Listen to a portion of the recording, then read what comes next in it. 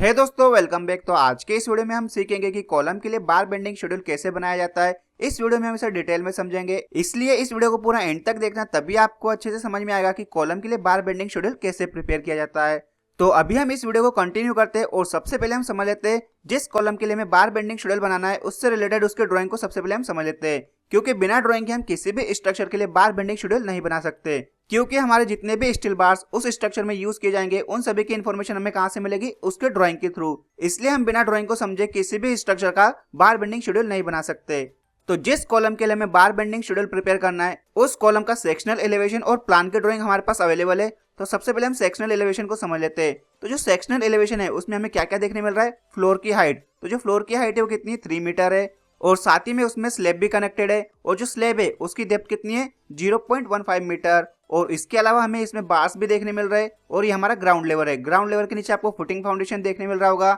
अब जो ये कॉलम है इसमें हमारे बार को भी डिनोट्स किया हुआ है। तो जो हमारे मेन बार है वो मेन बार का डायमीटर कितना है, 16 mm का है, और उन मेन बार को टाई अप करने के लिए जो स्टीरअप प्रोवाइड किए हुए उन स्टीरअप का डायमीटर कितना है, 8 mm का, और उनके बीच में जो स्पेसिंग है वो कितनी प्रोवाइड की है, 100 mm सेंटर टू सेंटर की स्पेसिंग उनके बीच में प्रोवाइड की हुई है। इसके अलावा हमारे कॉलम में जो बार प्रोवाइड किए हुए उनकी ओवरलैप लेंथ भी छोड़ी गई है। उसकी जो ओवरलैप लेंथ है वो कितनी छोड़ी गई है, 50D छोड़ी हुई है, क्योंकि हमारा कॉलम क्या होता है, कंप्रेशन मेंबर, और कंप्रेशन मेंबर के लिए ओवरलैप लेंथ कितनी होती है, 50D। अब जो हमारा कॉलम था उसका सेक्शनल एलिवेशन हमने समझ लिया। अब उसके जो प्लान की ड्राइंग है उसे भी हम समझ लेते हैं। तो जो प्लान की ड्राइंग है उसमें हमको कॉलम की साइज देखने मिल रही है। कॉलम की साइज कितनी है, 0.23 मीटर बाय 0.45 मीटर। और इस कॉलम में आपको जो मेन बार है वो देखने मिल रहे होंगे 4, उनके नंबर कितने, 4, और उनका डायमीटर कितना है, 16 mm का। और इन बार को टाई अप करने के लिए जो स्टीरअप बना है वो स्टीरअप में जो बार यूज की है उस बार का डायमीटर कितना है, 8 mm का। साथ ही जो हमारा स्टीरअप है उसमें आपको बैंड्स देखने मिल रहे होंगे। उसमें नंबर ऑफ बैंड कितने देखने मिल रहे हैं आपको, 5। 3 तो हमारे 90 डिग्री पे, और 2 हमारे किस पे आएंगे, 135 डिग्री पे आएंगे। और साथ ही में इसमें आपको 2 हुक भी देखने मिल रहे होंगे। इसके अलावा जो इसमें कवर प्रोवाइड किया हुआ है, कंक्रीट कवर, वो कितना प्रोवाइड किया है, 25 mm का इसमें कवर प्रोवाइड किया हुआ है।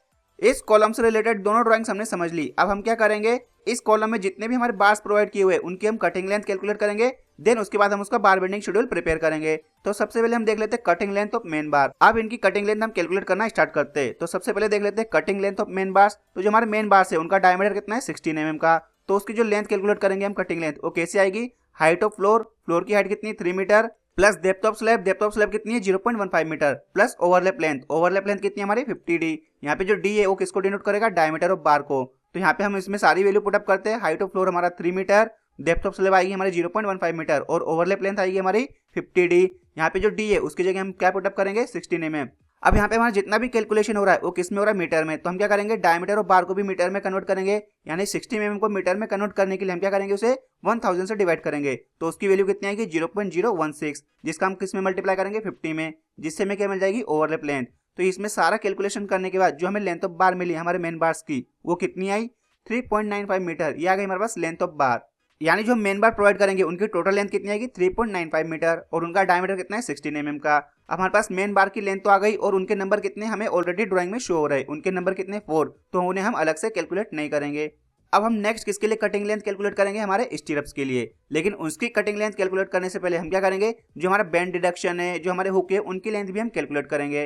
देन उसके बाद हम क्या करेंगे, उसके पेरीमीटर कैलकुलेट करेंगे, और उसके बाद हमें मिलेगी उसकी कटिंग लेंथ। तो सबसे पहले हम देख लेते हैं जो हमारा स्टीरअप है उसका डायमीटर कितना है, 8 mm का, और उनके बीच में जो स्पेसिंग है वो कितनी है, 100 mm सेंटर टू सेंटर की स्पेसिंग है। साथ ही में जो हमारा स्टीरअप है उसमें नंबर ऑफ हुक कितने, 2 हुक्स है, जो कि आपको यहाँ पे देखने मिल रहे होंगे। इस एंड पे ही आपको 2 हुक्स देखने मिल रहे होंगे, और इसके अलावा आपको इस ड्राइंग में इसके बैंड्स भी देखने मिल रहे होंगे। तो इसके नंबर ऑफ बैंड्स कितने, 5। 3 आपको देखने मिलेंगे 90 डिग्री पे, जो कि आपको यहाँ पे देखने मिलेगा। यहाँ पे एक 90 डिग्री का, यहाँ पे एक 90 डिग्री का, और एक यहाँ पे 90 डिग्री का आएगा। और जो बचे हुए 2 बैंड्स आपको देखने मिलेंगे वो कौन से होंगे, 135 डिग्री पे, जहाँ पे हुक प्रोवाइड किया हुआ है। ये आ गए हमारे यहाँ पे 135 डिग्री के बैंड्स, जो कि यहाँ पे हुक के पास प्रोवाइड किए हुए हैं। तो इस ड्राइंग में आपको नंबर ऑफ बैंड्स और हुक दोनों चीजें देखने मिल रही। अब हम क्या कर रहे हैं, बैंड लेंथ और हुक लेंथ भी कैलकुलेट करेंगे। तो जो 90 डिग्री के लिए बैंड लेंथ होती है वो कितनी होती है, 2D, और 135 डिग्री के लिए कितनी होती है, 3D। तो हमारे पास नंबर ऑफ बैंड कितने, 90 डिग्री के 3। तो हम क्या करेंगे, 3 × 2D, यानी यहाँ पे जो D आएगा वो क्या आएगा, डायमीटर ऑफ बार। हमारा डायमीटर ऑफ बार कितना है, 8 mm का, उसे भी हम क्या करेंगे, मीटर में कन्वर्ट करेंगे, यानी 1000 से उसका डिवाइड करेंगे। तो उसकी वैल्यू आ जाएगी हमारे पास मीटर में, कितनी आएगी, 0.08। ये आ गई हमारे पास उसकी मीटर में वैल्यू। देन उसमें हम किसका मल्टीप्लाई करेंगे, 3 × 2 का, जिससे हमें मिल जाएगी total band length for 90 degree. जो 90 डिग्री के लिए बैंड लेंथ आई वो कितनी है, 0.048 मीटर। अब उसी टाइप से हम 135 डिग्री के लिए भी देख लेते हैं। उसके नंबर ऑफ बैंड कितने 2, उसकी जो बैंड लेंथ आती है वो कितनी आती है 3D। यहाँ पे डी की जगह हम क्या पुटअप करेंगे 8 mm, 8 mm को हम मीटर में कन्वर्ट करेंगे, यानी उसकी वैल्यू कितनी आएगी 0.08। तो उसके लिए भी जो बैंड लेंथ आ रही है वो कितनी आ रही है 0.048 मीटर। ये आ गई हमारे पास दोनों एंगल्स के लिए बैंड लेंथ की वैल्यू। अब हम नेक्स्ट कैलकुलेट कर लेते हैं टोटल हुक लेंथ। तो इस ड्राइंग के अकॉर्डिंग हमारे पास नंबर ऑफ हुक कितने 2 और एक हुक लेंथ कितनी होती है 90, यानी 2 × 90। और डी किसको डिनोट करेगा डायमीटर ऑफ बार। तो इसको हम सॉल्व करेंगे तो हमारे पास आ जाएगा टोटल हुक लेंथ। तो जो हमारी हुक लेंथ आई वो कितनी आई 0.144 मीटर। ये आ गई हमारे पास हुक लेंथ। बैंड लेंथ और हुक लेंथ दोनों हमने कैलकुलेट कर ली। अब नेक्स्ट इसके बाद हम क्या कैलकुलेट करेंगे पेरीमीटर ऑफ स्टीरअप। तो पेरीमीटर ऑफ स्टीरअप हमें कहां से मिलेगा, जो हमारे कॉलम की साइज है उसमें से हम क्या करेंगे, जो हमारा कंक्रीट का कवर है उसे हम डिडक्ट कर देंगे, जिससे हमें क्या मिल जाएगा पेरीमीटर ऑफ स्टीरअप। तो देख लेते हैं पेरीमीटर ऑफ स्टीरअप कितना आया।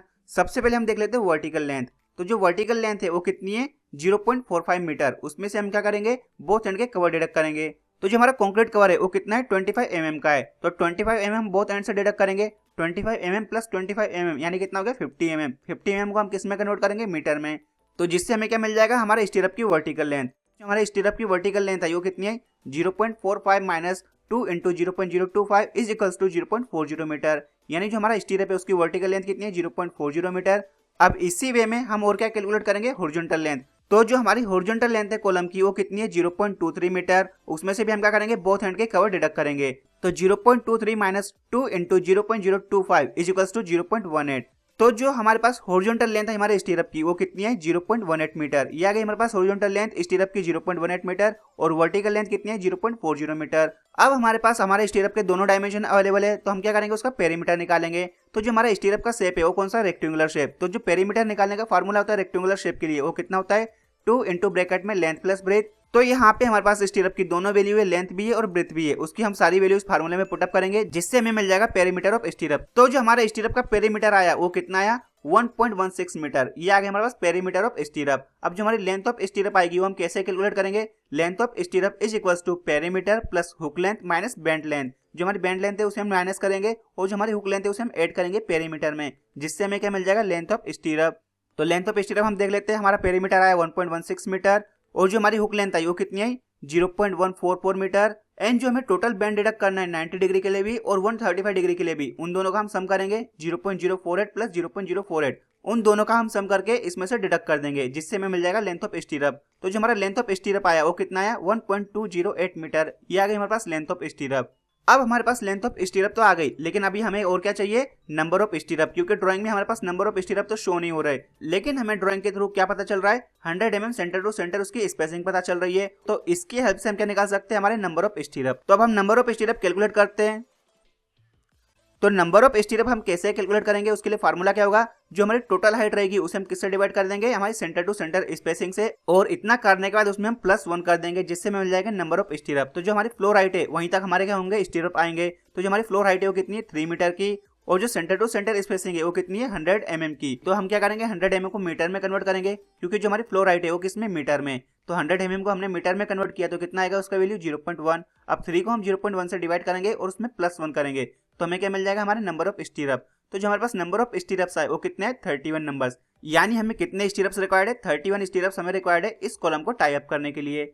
तो हमें जितना कैलकुलेशन करना था वो सभी हमने कैलकुलेट कर लिया। हमें क्या चाहिए था मेन बार की कटिंग लेंथ, वो हमने कैलकुलेट कर ली, उसके नंबर हमें ड्राइंग में शो हो रहे। देन स्टीरअप की कटिंग लेंथ वो भी हमने कैलकुलेट कर ली। देन स्टीरअप के नंबर उसे भी हमने कैलकुलेट कर लिया। अब हम क्या करेंगे इसके लिए बार बेंडिंग शेड्यूल का टेबल बनाएंगे। तो हम टेबल बनाते हैं, सबसे पहले हम लिखते हैं हम डिस्क्रिप्शन ऑफ बार। तो हम सबसे पहले बनाते हैं मेन बार्स के लिए, उनका बार डायमीटर कितना है 16 mm का, उनकी सेंटर टू सेंटर स्पेसिंग हमें ड्राइंग में नहीं गिवन है, उनके नंबर्स कितने 4 जो कि हमें ड्राइंग में शो हो रहे। उसकी कटिंग लेंथ कितनी है 3.95 मीटर, जैसे कि हमने कहाँ कैलकुलेट किया सबसे स्टार्टिंग में।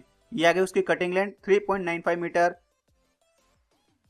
देन जो उसकी टोटल लेंथ आई वो कितनी है 15.8 मीटर। ये टोटल लेंथ हमें कैसे मिली cutting length into number of bars, इससे हमें क्या मिल जाएगी total cutting length. Then next column रहता है हमारा वेट पर लेंथ का। तो इस बार का जो वेट पर लेंथ आएगा वो हमें कहाँ से मिलेगा उसके डायमीटर की हेल्प से। तो यहाँ पे जो उसका डायमीटर है वो कितना है 16 mm का। तो जो हमारा 16 mm डायमीटर वाला बार होता है उसका पर मीटर वेट कितना होता है 1.58 kg। ये होता है उसका पर मीटर वेट। तो उसका जो टोटल वेट आएगा 15.8 मीटर लेंथ के लिए वो कितना आएगा टोटल वेट 24.964 kg उसका आएगा टोटल वेट। यानी जो हमें मेन बार्स रिक्वायर्ड होंगे उनका टोटल वेट कितना होगा 24.964 kg स्टील हमें रिक्वायर्ड होगा मेन बार्स के लिए। अब नेक्स्ट हम सेम इसी टाइप से स्टीरअप्स के लिए भी देख लेते हैं। तो जो हमारे स्टीरअप्स है उनका जो बार डायमीटर है वो कितना है 8 mm का, उनकी सेंटर टू सेंटर स्पेसिंग कितनी है 100 mm की, उनके नंबर्स हमने कितने कैलकुलेट किए 31, और जो हमारे स्टीरअप है उनकी कटिंग लेंथ कितनी कैलकुलेट की हमने 1.208 मीटर, और जो हमारे स्टीरअप्स है उनकी जो टोटल लेंथ आएगी वो कितनी आएगी 37.448 मीटर। ये आ गई हमारे स्टीरअप्स की total length. Then next weight per length, तो जो हमारा 8 mm डायमीटर वाला बार होता है उसका वेट पर लेंथ कितना होता है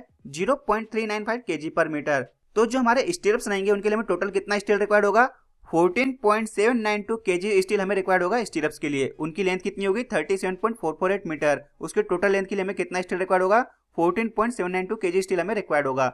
तो इस कॉलम के लिए जो हमें स्टील रिक्वायर्ड होगा उसका टोटल वेट कितना होगा, हम क्या करेंगे जो मेन बार के लिए हमें स्टील रिक्वायर्ड है प्लस जो स्टीरअप के लिए हमें स्टील रिक्वायर्ड है उन दोनों का हम सम कर देंगे, जिससे हमें पता चल जाएगा टोटल हमें कितना स्टील रिक्वायर्ड है इस कॉलम को बनाने के लिए। तो टोटल हमें कितना स्टील रिक्वायर्ड है इस कॉलम को बनाने के लिए 39.756 kg स्टील हमें रिक्वायर्ड है इस कॉलम को बनाने के लिए, जिसमें मेन बार के लिए टोटल स्टील रिक्वायर्ड है 24.96 kg, जिसे हम अप्रोक्स बोल सकते हैं 25 kg, और स्टीरअप्स के लिए हमें कितना स्टील रिक्वायर्ड है 14.792 kg, जिसे हम अप्रोक्स बोल सकते हैं 15 kg।